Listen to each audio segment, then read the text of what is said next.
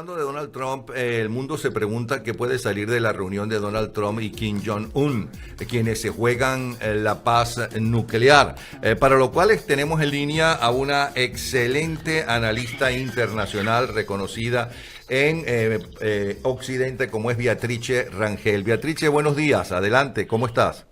Buenos días, Napoleón, ¿cómo estás tú? ¿Qué tal? Bien, gracias. Beatrice, qué puede salir de la reunión? Estábamos preguntándonos entre Donald Trump y Kim Jong-un. Mira, yo siento que por primera vez en la historia de las relaciones entre Estados Unidos y Corea del Norte, eh, Estados Unidos ha decidido enfrentar sin ninguna interferencia, vamos a decir, sin ninguna intersección de otra potencia, el diálogo con Corea del Norte. Esto es una cosa que desde hace tiempo personas que conocen bien la geopolítica, como Henry Kissinger, había venido recomendando, porque decían que quizás en un diálogo directo se podía llegar a un arreglo para la desnuclearización de la península de Corea y a cambio del reconocimiento de la entidad de la República de Norcorea. Este tipo de arreglos internacionales requieren de un diálogo directo, como fue el caso, por ejemplo, del reconocimiento de la China comunista por parte de la administración Nixon, y en ese caso, pues Kissinger tendría razón. Y yo pienso que ha sido un movimiento bastante, como dijera yo, valiente por parte del presidente Trump, y que de verdad rompe con los esquemas que hasta ahora se habían formado alrededor de todo el debate con Corea del Norte, porque siempre se había hablado de una coalición internacional, de una intersección de China, pero yo sí creo que como están ahorita como está en este momento el cuadro geopolítico, China tiene bastantes otros objetivos internacionales distintos a Corea del Norte, y esta jugada de Estados Unidos le permite a China liberarse de ese problema por una parte y concentrarse en lo que ella realmente quiere, que es avanzar tanto territorial como económicamente en todo lo que es el sur del mar de China, y asimismo concentrarse en confrontar la nueva política de Estados Unidos frente a China, que va a ser muchísimo más dura de lo que ha sido anteriormente. ¿Por qué? Porque Estados Unidos, a través del presidente Trump, ya ha codificado a China como el rival en las relaciones internacionales. La decisión, por ejemplo, de impedir que Broadcom compre Qualcomm, que son dos empresas que hacen que hacen fichas para la electrónica y la informática, viene motivada por ese interés de los Estados Unidos de impedirle a China que penetre los conocimientos tecnológicos de Estados Unidos. De manera que este juego, esta jugada del presidente Trump de hablar directamente con Corea del Norte, tiene dos muy importantes significados. Uno, que le resta a China juego dentro de su propio territorio, y dos, permite despistar o de verdad encontrar si hay alguna manera de llegar a un acuerdo entre el Corea del Norte y Occidente. Bueno, eso sería el interés, por ejemplo, se piensa de Donald Trump. ¿Y cuál es el interés de Kim Jong-un, que es quien pide esa reunión? Bueno, yo no hago pruebas nucleares, pero me dejan ser un dictador y continuar mi dictadura ya familiar en Corea del Norte. Pues yo lo que pienso es que él diría que él sencillamente lo que quiere es lograr codificar su estatus de jefe de Estado, que poder terminar su mandato. No sé si también querrá pasárselo a su hijo, porque él es el nieto. No lo pongas en duda. Me imagino que será que él querrá, pero esas cosas, mira, esas cosas se pueden firmar en un convenio, pero vamos a suponer, mañana Corea del Norte empieza unas relaciones, se normalizan las relaciones con Corea del Norte y el resto del mundo. los cambios que empiezan a ocurrir a nivel microeconómico terminan por modificar la sociedad sin que los líderes se den cuenta. Eso le pasó a Gorbachev. Él abrió, él no se dio cuenta que estaban pasando unos cambios importantísimos y al final de esos cambios dieron al traste con el sistema soviético. Bueno, hablan de que la historia se mueve como una espiral o un péndulo. Lo que hoy está bien, mañana estará mal, pero pasado mañana estará bien, etcétera. Nada mejor como ejemplo que Chile. El himno de Chile debería ser la canción que esa de Julio Iglesias, a veces tú, a veces yo, porque primero fue Bachelet, después fue Piñera, luego volvió Bachelet y ahora vuelve Piñera. Las elecciones en Chile además fueron ejemplares. Tengo entendido que fue de una rectitud y ¿cómo se llama? Y una claridad impresionante. Hubo también, sí, hubo también elecciones en Colombia y en Cuba. En las elecciones en Colombia, por cierto, Uribe se convirtió en el senador más votado en la historia de ese país.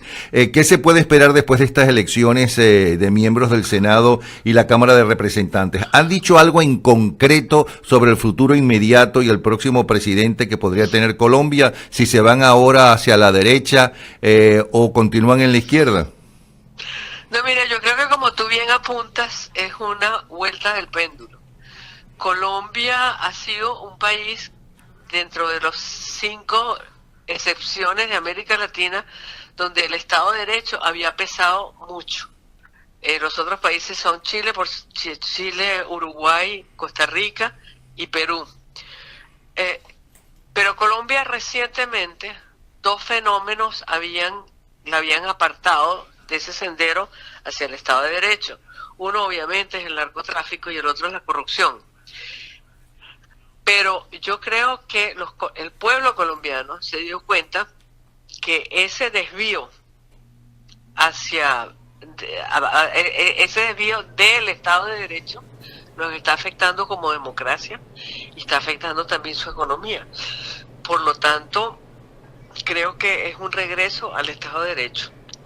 Sí, pero por otro lado yo creo que el domingo el pueblo colombiano dijo, cúnchale, después de tantas décadas es la primera vez que tenemos unas elecciones normales y sin muertos, gracias a las firmas estas de paz, el tratado de paz entre la FARC y el gobierno presidido por Santos. Por cierto, que según sí, esas... pero fíjate que quienes los colombianos eligieron mayoritariamente a la gente que va a ejecutar esos tratados de paz, pero los va a ejecutar imprimiéndole un balance que es regresar esos acuerdos al Estado de Derecho, porque lo que no puede haber es paz con impunidad, y eso es lo que van a hacer las nuevas fuerzas colombianas, a mi juicio. También necesitan una corrección económica, porque creo que se ha ido, a nivel macroeconómico, las políticas han sido como demasiado flexibles en términos de fomentar el consumo, pero no han fomentado la inversión. Entonces, Colombia en este momento necesita de muchísima más inversión, inclusive no solamente para crecer, sino para poder alimentar mayor consumo. Ahora, otra cosa, Beatrice, estamos conversando con Beatrice Rangel sobre cómo está el mundo y concretamente ahora cómo está América Latina. Según estas elecciones, según la votación, estos 10 puestos que les regalaron en ese acuerdo a la FARC, ¿no? El pueblo no los quiere, porque el pueblo por votación ni siquiera hubieran ganado ni siquiera la mitad de uno de esos puestos. No, hombre, si sacaron, la FARC sacó el 0.5%. Por eso no ilegaliza entonces o no da pie para que se revierta ese punto de los acuerdos de paz de darle 10 puestos regaladitos por haber sido asesinos y terroristas y ahora decir que, ¿cómo se llama?, que devuelven el dinero y que no se van a meter en la droga. Eso es lo que dicen, quitarle esos 10 puestos. Bueno, yo sinceramente creo que a la FARC le va a pasar 2 cosas. Uno, esta es la primera vez que van a tener ese regalo del cielo de tener puestos en el Congreso sin haberlos sido elegidos para esos puestos. Creo que en esta primera elección se lo van a respetar. No estoy segura que en la próxima elección se lo respeten, sino que ellos van a tener que competir y ahí, claro, o pierden o ganan terreno. y el segundo tema que yo creo es que les van a poner un sistema de vigilancia muy estricto al financiamiento de la FARC, porque obviamente si la FARC continúa con el negocio de la droga, ellos van a ser el partido mejor fondeado del universo. Bueno, de hecho ya tiene más dinero que cualquier otro partido con los actos previos que han cometido de secuestrar gente, no solamente en Colombia, sino también en Venezuela, del negocio que han tenido de la droga, que es el gran negocio, dicen los especialistas, o actualmente mejor negocio que el petróleo inclusive, y si no que lo diga Bueno, Maduro. yo creo que también eso, tú has mencionado ahorita la cuerda o en la cuerda en la casa del ahorcado, porque también para el pueblo colombiano fue muy importante ver el desastre venezolano Sí. y por eso yo creo que eso impactó mucho en la votación también. Escogieron una fuerza que les garantice a ellos que el país no va a ser llevado en el camino de Venezuela. El otro La tema, FARC, sí, el otro tema es Cuba. Hubo también elecciones en Cuba para el Parlamento y para sustituir a Raúl Castro en el mes de abril. Sí, ahora, ¿qué piensas tú de esas elecciones? Nada, todo para que siga igual, cambiar para que todo siga igual. Raúl pero es Castro que seguirá mandando. ellos han hecho esas elecciones siempre. Sí. Yo no sé por qué hay tanta laraca. Bueno, Ellos han porque hecho supuestamente ahora ya Raúl Castro no va a dar, no va a estar en cadena todos los días, sino pondrán a otro. Yo no, ellos siempre, o sea, Cuba, cuando tú les planteas el tema de las elecciones, dicen, nosotros desde 1960 no hemos dejado de hacer elecciones y son unas elecciones muchísimo más democráticas que las del resto del mundo, porque empiezan a nivel de comité y por supuesto todos sabemos que esas son cosas decididas por la nomenclatura del Partido Comunista y que todas esas son votaciones a mano alzada, pero yo no creo que estas votaciones que hicieron esta vez sean distintas a ninguna de las que han hecho a lo largo de 50 y tantos años. Por último, el Parlamento chino abolió también el domingo, porque el domingo sucedió de todo, el límite impuesto hasta ahora para los mandatos presidenciales y dejó libre para que el presidente Xi Jinping imponga su visión a largo plazo y hasta que se muera, si él quiere, como máxima autoridad en China. Todo sea y todo es por el éxito de su política económica. Cuando los izquierdistas dicen todopoderoso, el poderoso caballero don dinero, los izquierdistas ya desde la época, eso no es de Manrique, de Jorge Manrique, poderoso caballero don dinero. Si alguna demostración es de que eso es cierto, es lo que acaba de hacer el Parlamento chino. Sí, claro, pero ahí yo creo que ellos regresaron un poco, el péndulo regresó a la época de Mao. No, de los mandarines.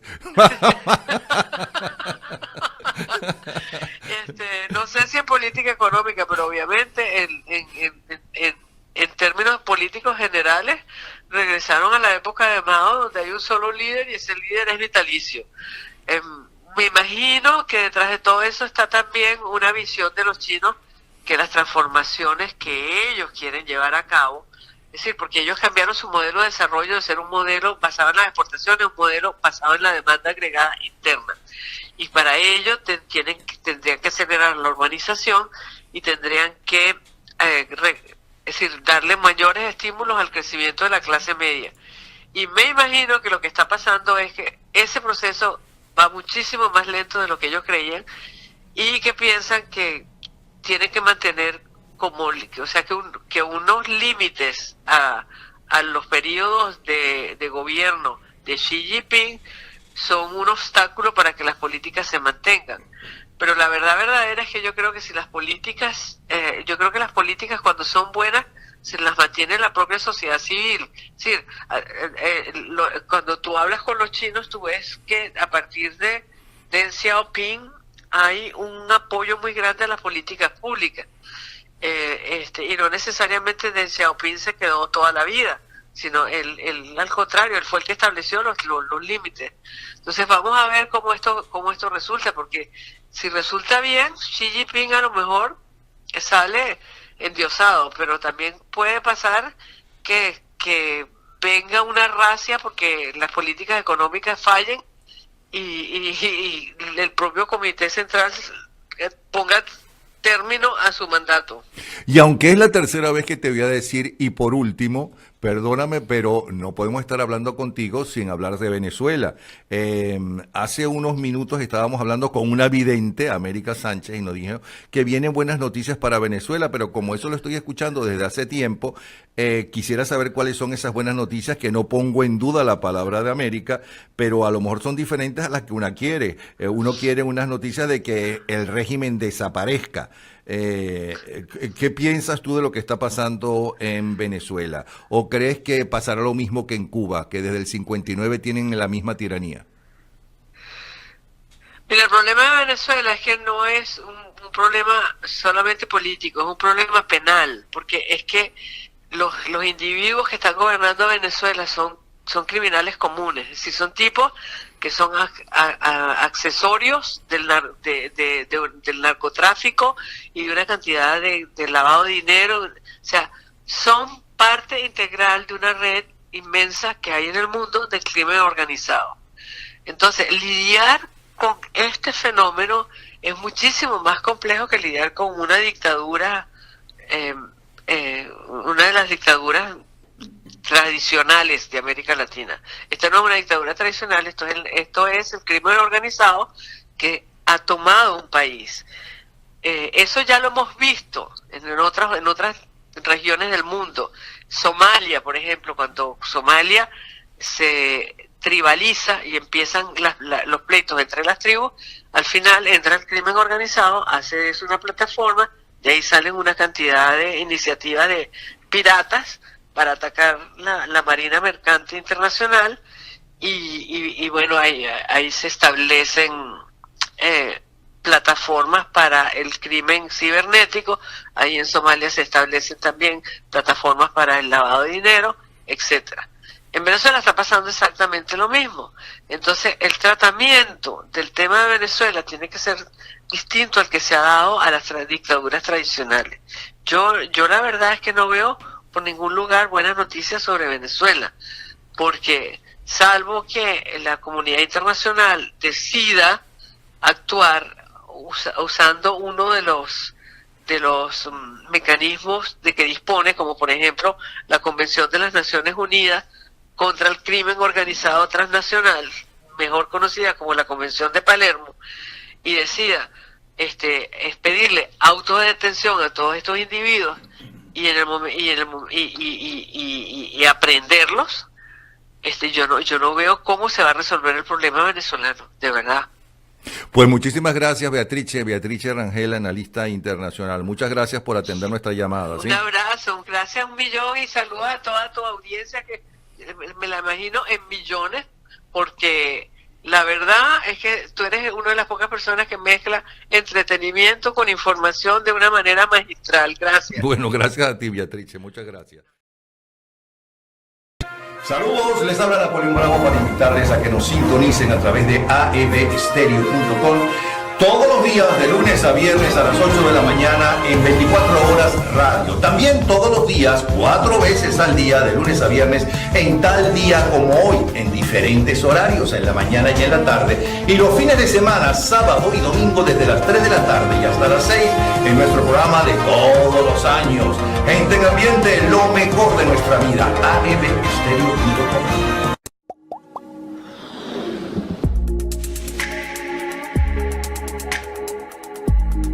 Nuestro país más cerca de ti con AEV Estéreo. Descarga la aplicación para Android o iPhone en el Google Play y App Store. Escucha tus programas de humor, noticias, deportes y actualidad por la radio de los venezolanos en el mundo. AEV Estéreo, tu país más cerca de ti. Sound system